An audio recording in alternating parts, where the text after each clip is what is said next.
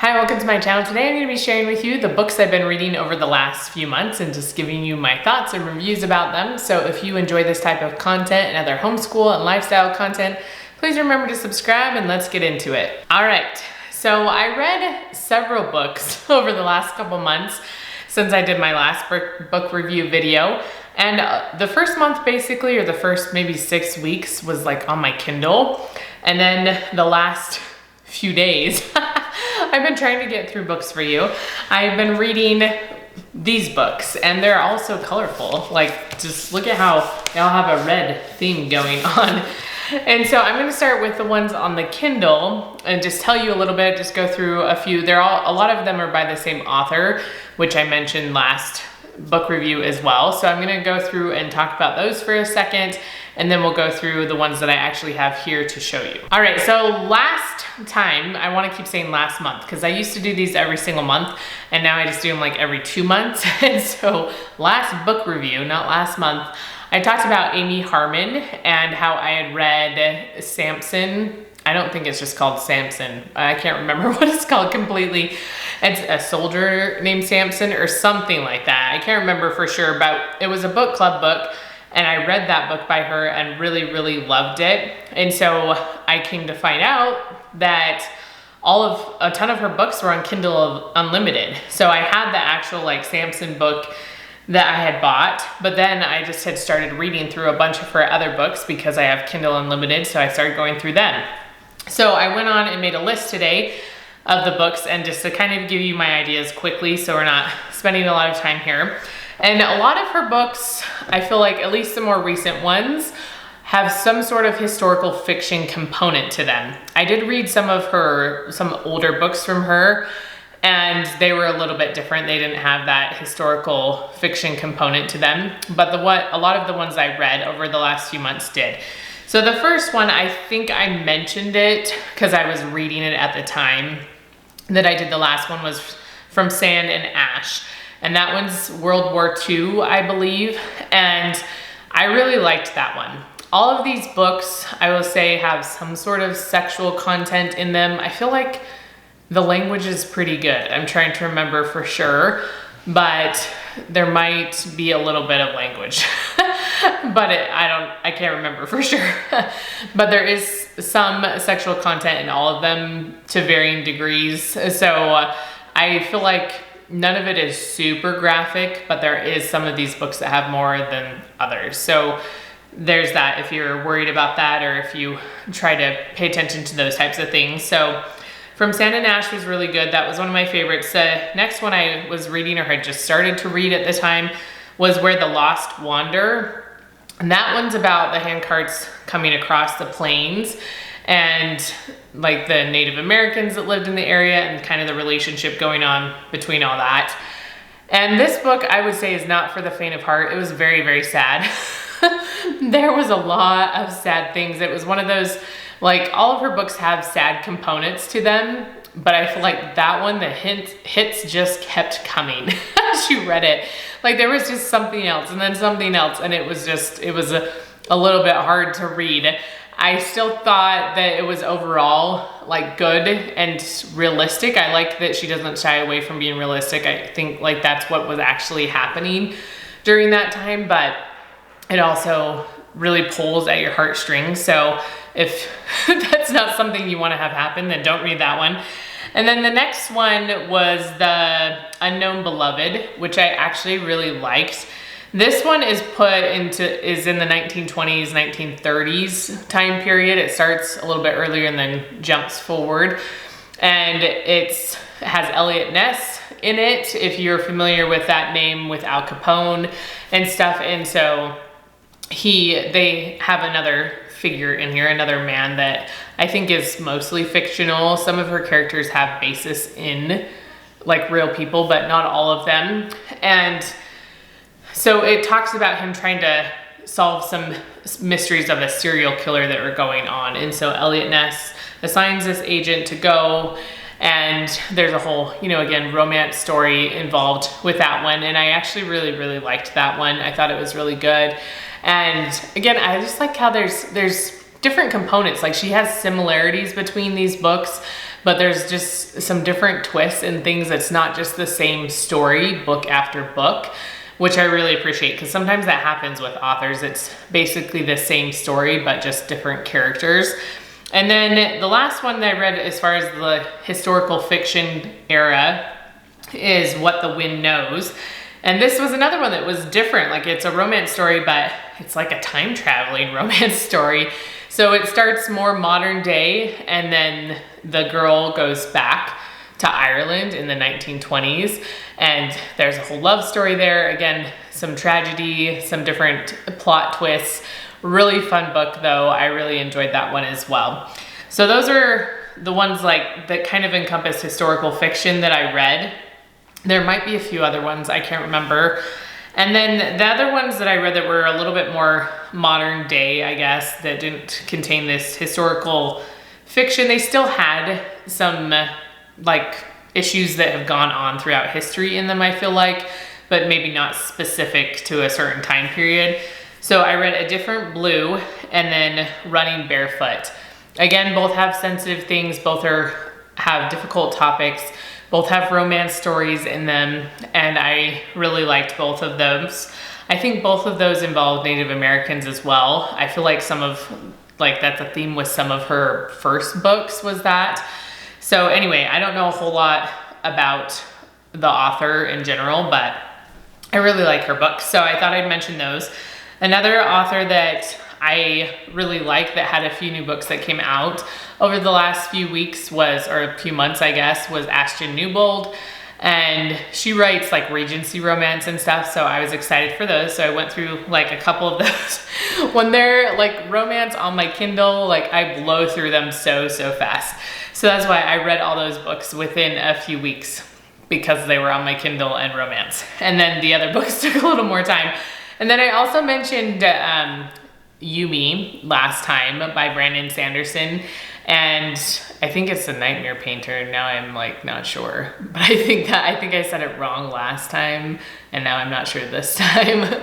But I didn't actually try to read it again until just this last week, and I was still having such a hard time. I was like determined to try it and be like, no, we're gonna try to get through this. I mentioned that fantasy is really hard for me. I just really have a hard time creating a world that's not the same as my own. Like I just can't understand. Like it just doesn't, my imagination just doesn't do that. And so when it looks like Earth and talks like Earth, then okay, I can think about it in my head. But when it's something totally different, I'm like, I am so confused and so lost. I don't know what's going on. But I got through that part. I'm like a quarter of the way through the book now.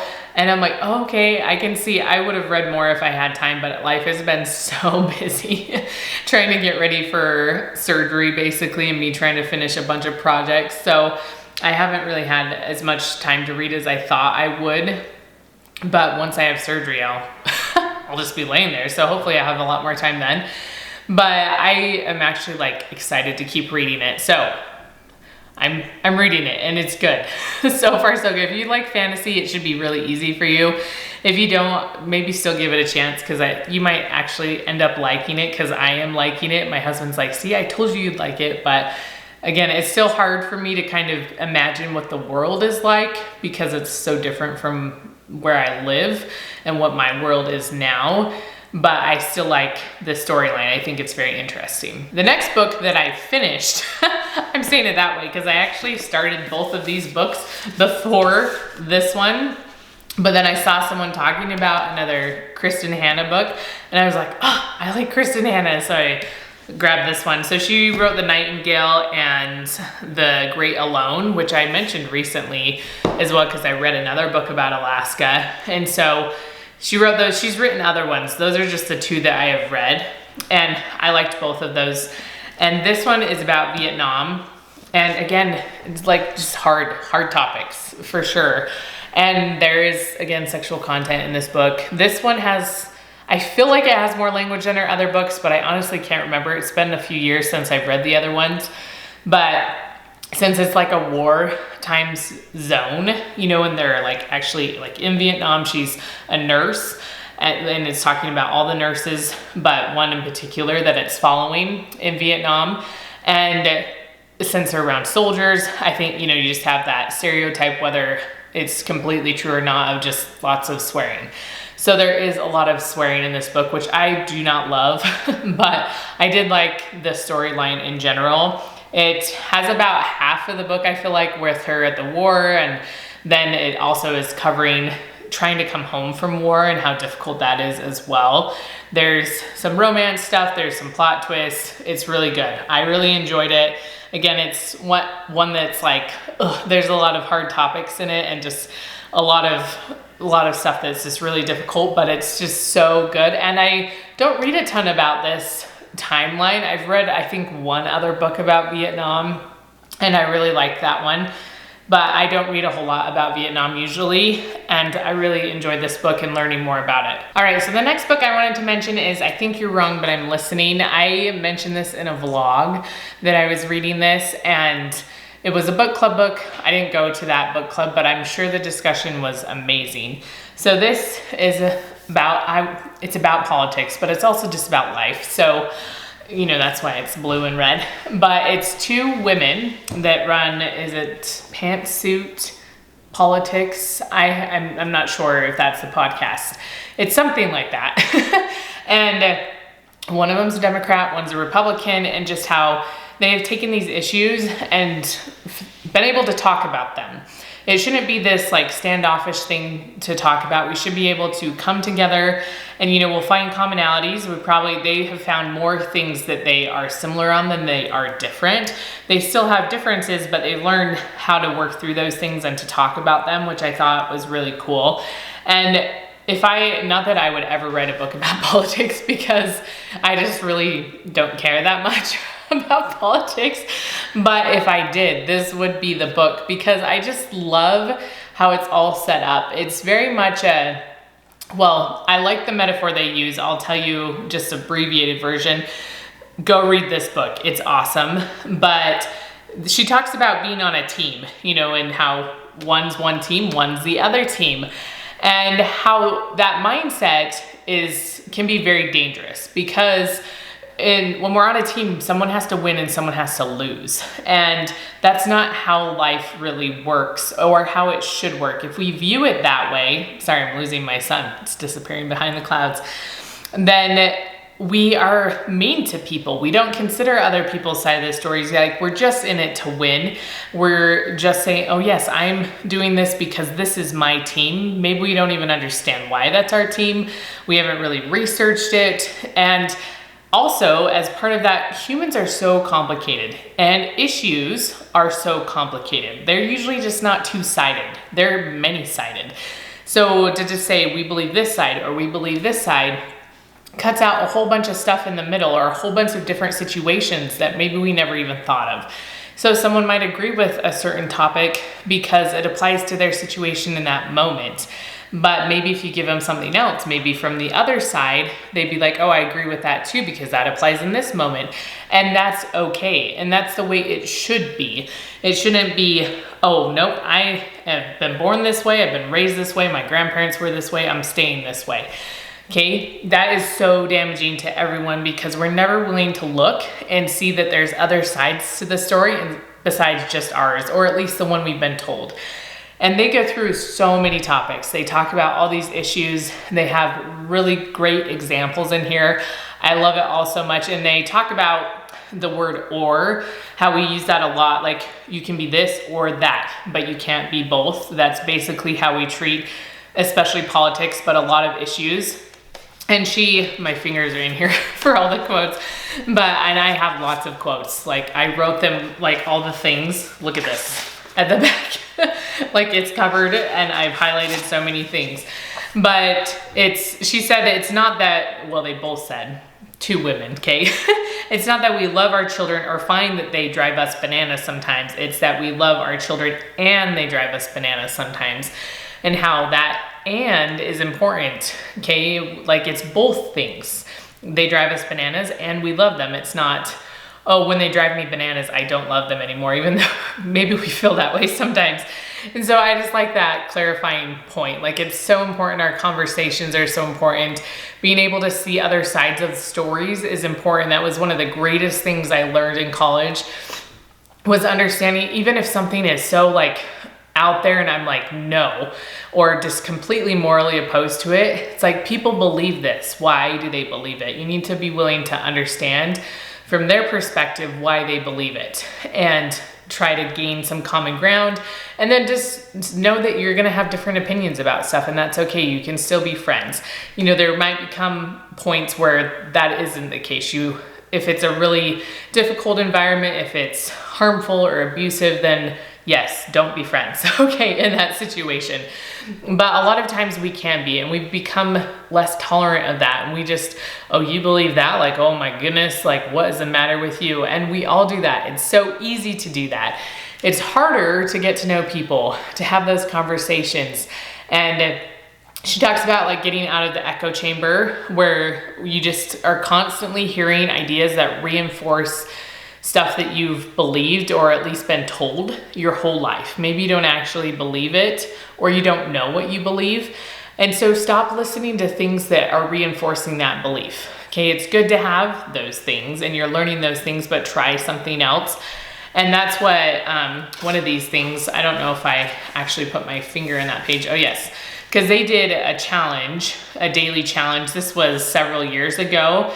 And for 7 days, where they tried to see the opposite perspective of theirs, to exit this echo chamber of just constantly hearing things that reinforce what they believe, whether it's true or not, right? Because some of these things aren't even true. And that's what we're being constantly told. So they had some where it's like, one of the days was read 3 articles from news sources you don't usually read. Okay, so step outside and listen to something different. It's like compliment the other side. Maybe write a letter to someone you've disagreed with politically. You know, maybe give them a perspective. It's supposed to be a kind letter. You can still say what you believe, but then, you know, maybe tell them like, oh, okay, I'm thankful for your belief too, or the way you approach this, I understand this, or whatever. And then it has some other options for you, like have a conversation in real life with someone who voted differently from you. This idea, again, of seeing a perspective outside of your own, and maybe one that you don't even know why you believe, that's just what you've always believed, right? So it's really tricky to get outside that. So it's like, I could talk about this book for hours. It's so good. So good. And I haven't ever listened to their podcast. I really struggle with like listening to things. My listening comprehension is not great. My reading comprehension struggles too, but listening comprehension is even worse. But this book, so good. I feel like if we all did this in so many ways, not just with politics, but really tried to understand where people were coming from, the world would be such a better place. Right now, it's just more of attack people that believe differently or be mean to them and post stuff on social media. But if we approached it more the way they talk about it, everything would be so much better. The last book I wanted to mention is The Call of the Wild and Free. And I wasn't actually familiar with this group before I saw someone talking about this book. And I was like, oh, it's like this whole thing I did not know. But I really enjoyed this book. There's some parts of it I enjoyed more than others, some I agree with more than others. The hardest part for me about this book is our personalities are very opposite. And so, you know, she's a little like just naturally more inclined to just kind of let things go and be this wild and free personality, whereas that's really hard for me, and I'm just not who I am inside. Those kind of things kind of make me cringe a little bit or make me more stressed out. And so it was that idea again, this idea that she can have a different perspective than mine, you know, and the way that she homeschools is what works for her, and the way that she wants to homeschool her kids. The way that I homeschool is the way that I like to do it, and the way that works well for my kids. Is there better methods? Sometimes, yes. Maybe if some of my kids will work better with this method, maybe some of hers would work better with the way I do things. But it doesn't mean that either of us is necessarily wrong. You know, we just have a different perspective, a different take on it, a different understanding. And sometimes we change those views as we gain more education about it, as we see our children grow older and stuff, and we might have to change things up. But this book is really, really good. So she goes through like the mission, the myths of homeschooling, which is really cool to go through, like with socialization, learning, whether or not kids can go to college if they've been homeschooled, stuff like that. And then the manner, like how to homeschool, I guess. If you're like just starting to homeschool, even if you've been homeschooling a long time but want to try something different, I feel like this would be a really good book because it just goes through and outlines options. I feel like that's always good to have, just a bunch of options to know what homeschool could look like. And so I like that she does that. There's all these different options. It's not saying do it my way. It's like, here are some different ways people like to homeschool and find what works best for you. And then the method here. So she goes through the wild and free way, like the method that she gets, like she's sort of adapted, you know, it wasn't the intent obviously in the beginning, but it just kind of went that way. And then she goes through each of the points. So she has like the school of nature, like that's important. The power of stories, so reading books, the pedagogy of play, so lots and lots of play, the curriculum of curiosity, and the magic of wonder is kind of the, I don't know, pinnacles or pillars that her philosophy sits upon, and that other people can take that, and you can homeschool so many different ways with those things, right? It doesn't have to look all the same. So she goes through, she gives so many different ideas. I'm trying to see if there was anything I want to share with you. She gives lots of ideas with nature journaling. There was also, and let me see if I can find them, like she gives a bunch of book lists right here, which I appreciate for some different series, for chapter books. And then she also gives a bunch of lists for outdoor like activities or making space for play for younger kids and older kids, like how to create some areas for dramatic play, for reading, for math games, you know, anything like that, for maker spaces, kind of like STEM oriented things. So there's a lot of really good resources in this book, as well as just good ideas and other experiences from homeschool moms and ways that they've applied this idea. So going through this book was helpful. There's some of the things I want to go back and look at and see like, oh, how can I apply this? Or maybe this will give me an idea of books to read, or maybe a space I could create in my home where kids could do this activity or something like that. So I was going through it quickly trying to get it done, but there's still a lot of things in it that would be good for me to go back and look at. All right, so those are the books I've read over the last few months. I hope you enjoyed this video. If you have book suggestions, remember to put them down in the comments, especially since I'll just be laying around for a while. I'll probably be reading a lot. And so I already have a lot of books that I need to get through, but I would love more of your suggestions because they're always so good. And remember to give this video a thumbs up if you enjoyed it, and I will see you next time.